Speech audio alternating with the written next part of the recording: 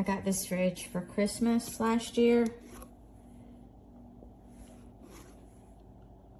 And I've been having a problem with it. I thought that by taking everything out and cleaning it and plugging it back in, it would do okay. This is from some of the labels where they got wet, and then this is what happened. So I am getting rid of this fridge. I do not recommend it.